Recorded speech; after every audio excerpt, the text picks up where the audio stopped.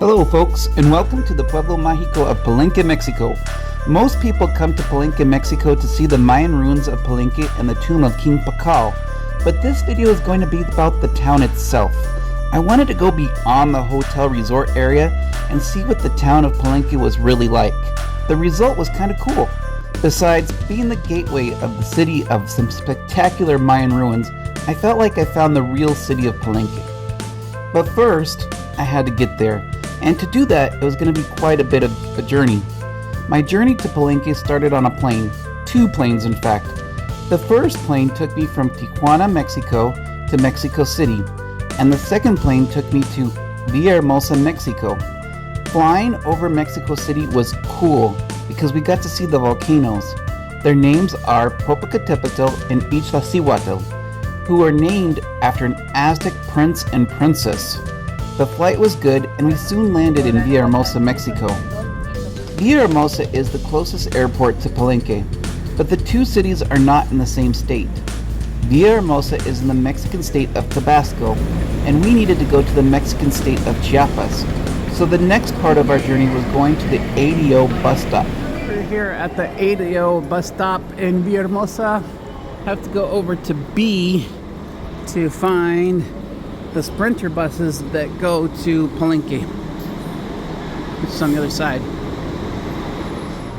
In our case, however, buses are too big for the town of Palenque, so we ended up getting a ticket in an ADO Sprinter van. It was a beautiful 2-hour ride in the jungle, but there was a major problem. You see, in general, Mexicans are small and skinny. However, I'm kind of big and fat, so even though the scenery was beautiful, the chair they gave me didn't quite fit. I did manage to get my seat belt on, but I definitely felt like I was like a packed sardine for 2 hours. What I can say is travel is about adventure and not comfort, so I did make it. When I arrived in Palenque, Mexico, I was kind of sore from the van ride, so I was kind of eager to get to our hotel. The hotel I picked was the Hotel Mayab. The Hotel Mayab is not a luxury hotel, but it has a distinct advantage of being close to the town square.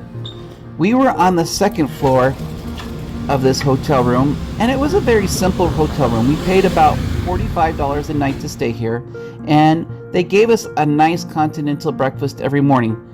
But we were on the 2nd floor, which means in Mexican terms we were actually on the 3rd floor, and I will say there was no elevators. But for $45, you can't go wrong. After a bit of rest, we decided to check out the action in the town square. On the way to town, more commonly known as the Plaza, I saw a barber shop and decided to get a haircut. Got my haircut here. It was 150 pesos. I think it looks pretty good. What do you think for 150 pesos? I think I'm good. It was actually 100 pesos, but I gave a really good tip, so that's how it goes. The town square in Mexico is a phenomenon that you see in a lot of Latin countries. When I get to a new city in Mexico, I always like to check out the plaza because it shows you what a city is really like. When I got close to the plaza, I noticed a lot of people were playing what I thought were video games, but they told me that they were gambling machines. Basically, the way that it worked is that you put 5 pesos in and the lights would go around in a circle, and if you press the right button at the right time, you could win up to 300 pesos. I didn't see anybody win anything, but they seemed to be pretty popular throughout the town. After watching the people play at the gambling machines, we were at the plaza, but we were getting pretty hungry, so we started to look for a place to eat. We are downtown and I can hear the birds. They are all over the place and they are loud.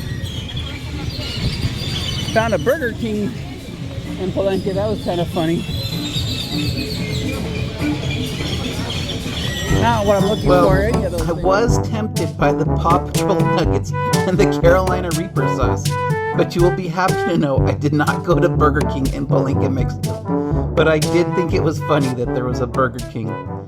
Instead, we opted for Restaurante Maya, and they did not disappoint. Restaurante Maya is right on the plaza, and they were serving up traditional food from the state of Chiapas. The first thing that you will notice is that instead of serving you corn chips like you get in most Mexican restaurants, they gave us this big tortilla thing called a tlayuda.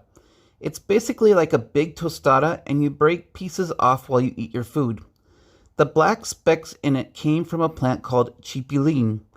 Chipilín is a unique vegetable only seen in southern Mexico and Guatemala.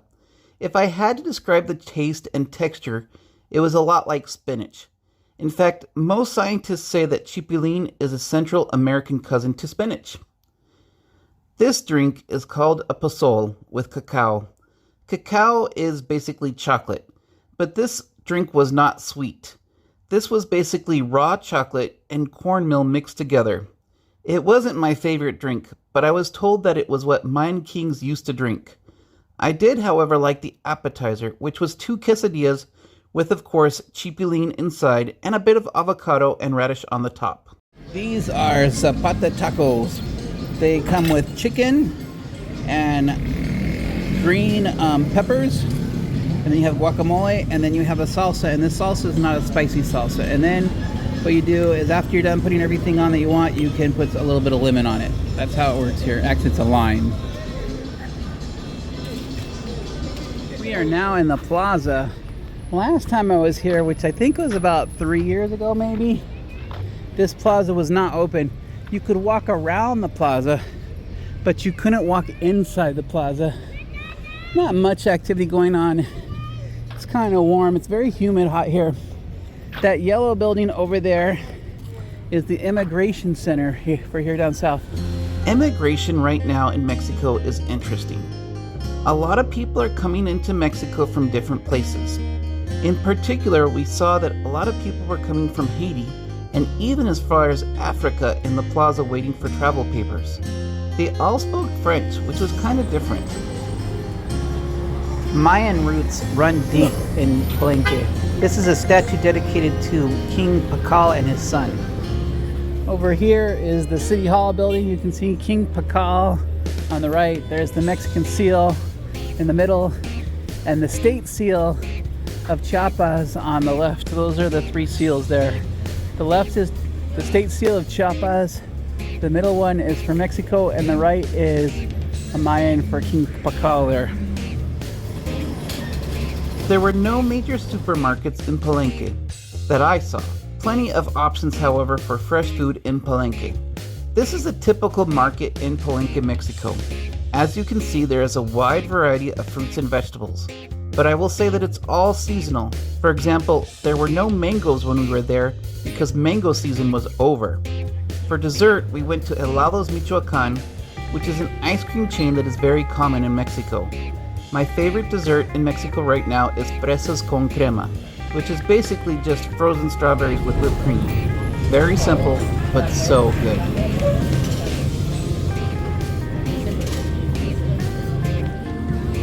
Going back to the idea of markets, if you really want to see what the common people do in Mexico, it is always good to find the local market. I guarantee you every Mexican city has a market. Palenque was no exception, and we went out to see what Palenque market was really like. I love how Mexican markets are always so colorful. I'm confident you can find anything you need in a market like this. And if you can't find what you're looking for, I would question if you actually need it.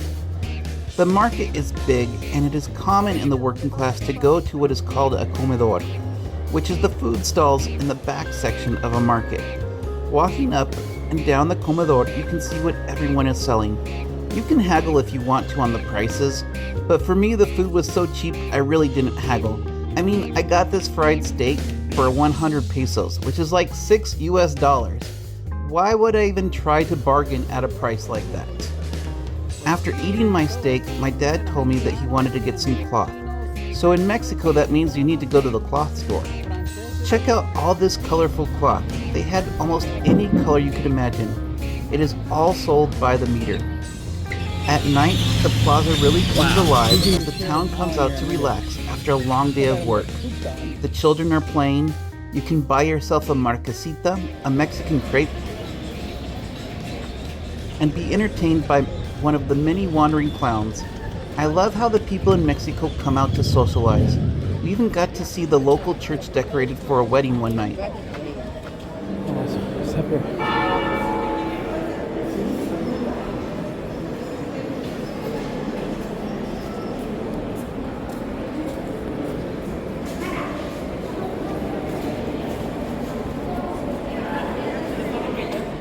Well, that is the city of Palenque, Mexico. There's still lots to see, including the Mayan ruins of Palenque, but I wanted to show you a bit of the city that we used as our base camp as we explored the Mexican state of Chiapas. Hope you enjoyed the video. If you did, please like, subscribe, and leave a comment. Did you like the food? Would you eat this food? Would you want a zapata taco? Have you ever heard of chocolate without sugar? Let me know your thoughts. Thank you for watching, and we'll see you with more adventures soon.